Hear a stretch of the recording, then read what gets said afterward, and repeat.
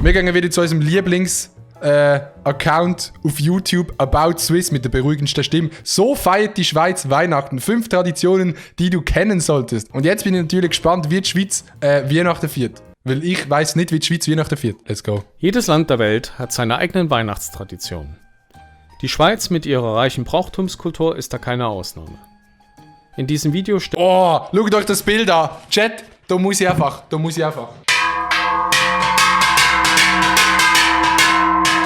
So, Ruhe, Digga. Oh Mann. Stelle ich euch vor, wie die Schweiz Weihnachten feiert. Also ich feiere Weihnachten meistens an Weihnachten. In einem anderen Video haben wir bereits über den Schweizer Röstigraben gesprochen. Zur Bescherung könnte man in den deutschsprachigen Ländern von einem Weihnachtsgraben sprechen. Ein Weihnachtsgraben, Digga. Aber ey, wirklich auch lost, wer denkt, dass es das Christkind nicht gibt. Das gibt's. In Süddeutschland, Österreich und dem größten Teil der Schweiz kommt zu Weihnachten das Christkind. In den westlichen Teilen der Schweiz kommt Père Noël. Père Noël? Der Vater von der Weihnachten. Deutsch Vater Weihnacht. Und in Norddeutschland dagegen kommt der Weihnachtsmann. Also bei mir kommen meistens die Frauen. Das ist gut gewesen, Chat. Da muss ich sagen, das ist gut gewesen. Dem Brauchtum nach bringt das Christkind Kindern Weihnachtsgeschenke, ohne dabei gesehen zu werden. Ich habe es noch nie gesehen, aber ich glaube daran. Ursprünglich eine protestantische Tradition, ist heutzutage das Christkind überwiegend in katholischen Gegenden verbreitet. Ey, Chat, eins in den Chat, wenn ihr ans Christkind glaubt. Ordentlich mal reinlunsen. Habt ihr bereits gewusst, dass das Christkind in der Schweiz wohnt? Oha. Wo wird das Christkind wohnen? Wahrscheinlich wird das Christkind, ich nehme mal an, das Christkind wohnt in Zug. Weil das Christkind muss viel Päckchen verteilen und es gibt viel Umsatz und in Zug kannst du Steuern sparen. Darum wohnt das Christkind wahrscheinlich in Zug. Es hat sogar den Schweizer Pass. Und es hat wahrscheinlich auch ein GA. Weil es kommt immer zu spät mit der SBB. Und ist mittlerweile pensioniert. Das Christkind heißt Willi Würzer. Was?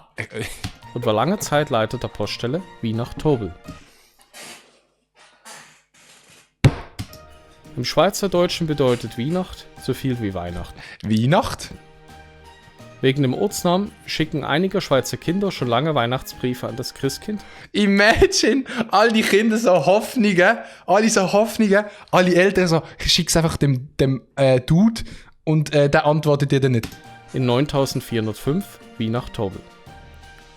Der Ort liegt im Kanton Appenzell Ausserrhoden. Appenzell. Dort hat man wirklich nicht bessere Sachen zu tun als das. An der Grenze zum Kanton St. Gallen. Durch das Internet verbreitete sich die Adresse immer weiter. Willi Würzer hatte 35 Jahre lang alle Briefe gelesen und beantwortet. Der Willi Würzer, Digga. Ey, Chat, sagt mal, habt ihr einen Brief geschrieben an Willi Würzer? Ich habe das nicht gemacht. Ich habe es unter mein Kopfkissen gelegt. Ey, aber Willi Würzer, Digga, also wirklich großes Shoutout. Die Briefe kommen aus aller Welt. Ja, aber Chat, ich habe verstanden, die haben auch nur einen Wunsch. Und zwar meinen Stream schauen. Ich weiß. Darunter finden sich unter anderem Absenderadressen aus Japan, Brasilien und Deutschland. Brasilien, Digga, kann der alle Sprachen? Mit über 80 Jahren trat das Christkind dann aber kürzer und ging in wohlverdiente Pension. Damit auch in Zukunft alle Briefe an das Christkind beantwortet werden, hat 2020 als Nachfolger Robert Zellweger und sein Familienunternehmen diese wichtige Aufgabe übernommen. Diese wichtige Aufgabe. Es gibt Krieg auf der Welt. Aber wichtig ist, dass die Briefe beantwortet werden. Samichlaus. Ey, schnell Real Talk, ich habe als Kind immer Angst gehabt vor dem Samichlaus. Also wirklich, ich habe nicht wollen, dass er bei uns ins Haus reinkommt. Einfach scary, Digga. Das kennt man in erster Linie in der deutschsprachigen Schweiz. Und ist quasi das optische Schweizer Gegenstück zum Weihnachtsmann. Der Samichlaus kommt am Abend des 6. Dezember zu den Kindern nach Hause. Ne, vom Schmutzli habe ich nicht so Angst gehabt. Das Schmutzli finde ich vor allem einen guten Käse. Wie heißt der Käse schon wieder?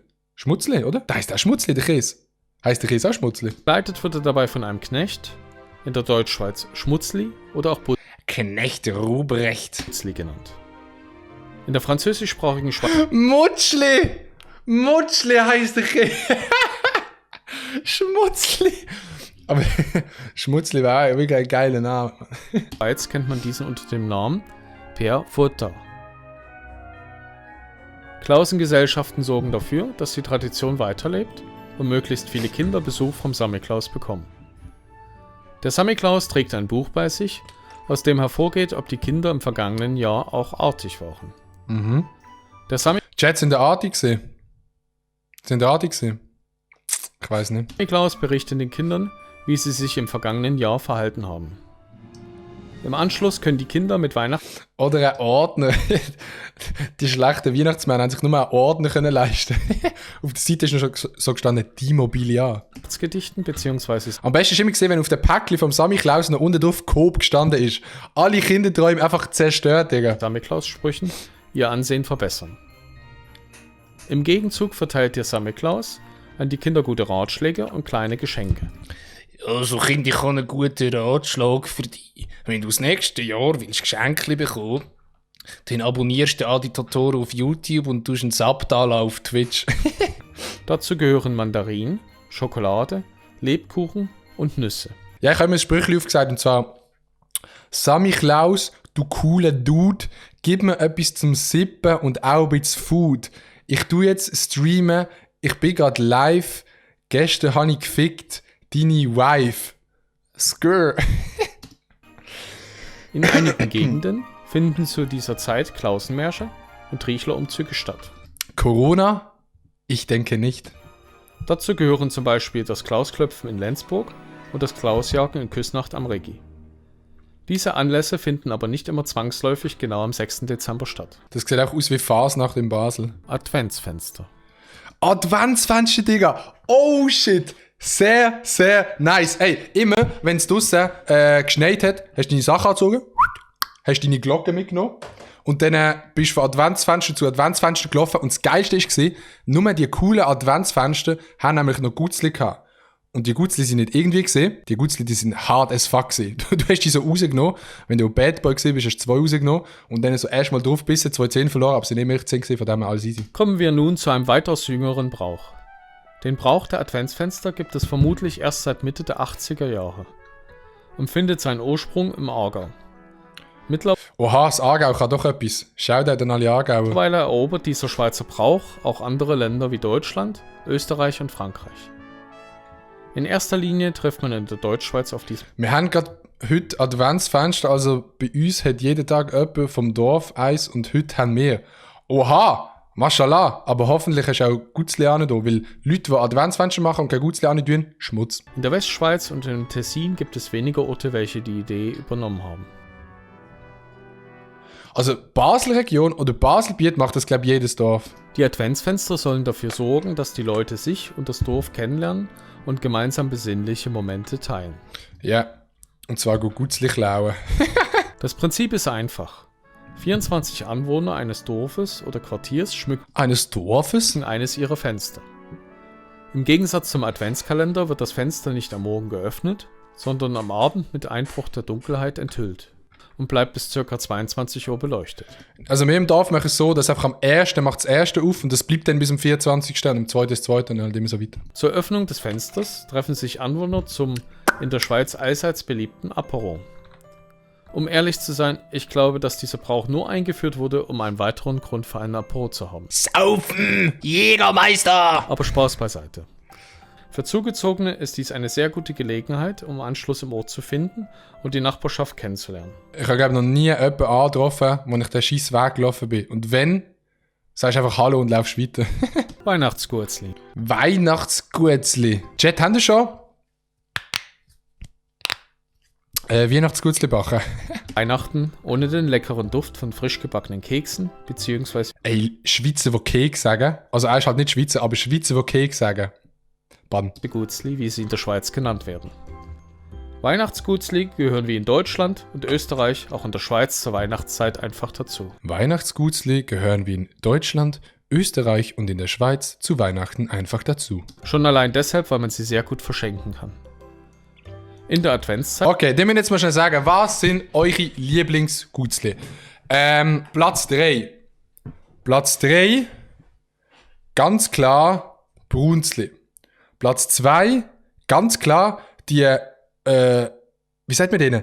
So Schokibälle mit Puderzucker oben drauf. Platz 2. Platz 1, ich weiss leider nicht, wie die heißen, aber das ist wie ein viereckiger Teig, wo du wie Marzipan in die Mitte tust und dann tust du es auffalten und dann machst du Schoki drüber. Ich weiss nicht genau, wie die heißen, aber die Maschallah, Digga. Mailänderli, ohne Scheiß für mich, Mailänderli sind einfach überbewertet. Mailänderli, straight up, überbewertet, Digga. Mailänderli sind wirklich nur gut, wenn sie gut gemacht sind. Wenn Mailänderli zu trocken sind oder zu dünn oder zu fest gekocht, Mailänderli sind dann einfach hässlich, Digga. Mailänderli, Zimtsternli, Mailänderli sind boring. Kitschwitch, du bringst es auf den Punkt, Digga. Chäbeli, Spitzbuben, Vanillehörnli und Totenbeinli. Sowas von lecker. Sowas von lecker. Sie sind vielleicht auch schuld daran, dass die halbe Schweiz im Januar ein Fitness-Abo kauft. Nein, das liegt daran an den Jahresvorsätzen, die nicht eingehalten werden. Die Weihnachtsgebäcke spielen schon sehr lange Zeit eine wichtige Rolle, wie Dokumente über weihnachtliche Bräuche in der Schweiz belegen. Ich habe noch nie in meinem Leben freiwillig Gutzli gekocht. Einfach immer von meiner Mom nicht. Beste. Ich glaube, das macht man dann erst, wenn man so eine Freundin hat. So treffen und dann so Gutzli backen. Und weil ich ja keine Freundin habe, muss ich an dieser Stelle dezent los, Digga. Manche sagen, dass zur Geburt des Christkinds in Klöstern aufwendig Backwaren mit Die tust du nicht kochen, sondern backen. Ja, Digga, komm. kostbaren und exotischen Gewürzen hergestellt worden sind, um sie an Weihnachten und Neujahr an die Armen zu verteilen. Andere Theorien Ja, jetzt alle im Chat, ich habe noch nie Gutzli gekocht. Digga. Die wissen, was ich meine. verlagern den Ursprung sogar in die Antike. In der Nacht der Wintersonnenwende vom 21. auf den 22. Dezember glaubten die Menschen damals, dass Geister ihre Häuser heimsuchten. Um sich und seine Tiere zu schützen, wurden damals Tiere aus Teig geopfert. Vielleicht gibt es deshalb auch heute noch viele Ausstechformen mit Tiermotiven. Schweizer Weihnachtsessen. Oh, wir sind auch beim Fondue Chinois, Digga. Chat, was essen wir an Weihnachten? Fondue Chinois oder? Es gibt nur Fondue Chinois. Das typische Schweizer Weihnachtsessen gibt es nicht. Jede Familie hat ihre eigene Tradition. Hinzu kommen noch regionale Unterschiede und Einflüsse aus dem Ausland. Vielerorts kommen auch einfach Fondue Chinois, Käsefondue, Raclette, Schüffeli oder Rollschinken auf den Tisch. Ey, also jetzt mal ehrlich, wer sein Raclette in so einem Ding kocht, ist aber auch auf einem maximalen Level los, Digga. Das kannst du höchstens mal ins Skigebiet mitnehmen, wenn du wirklich kein Essen mehr im Restaurant kannst leisten. Aber auf dem Ding, Raclette kochen, du hast so alle Stunde hast ein Raclette. Fondue Bourguignoise. Fondue Chinoise oder Bourguignoise. Beides nice. Aber ich finde Chinoise besser.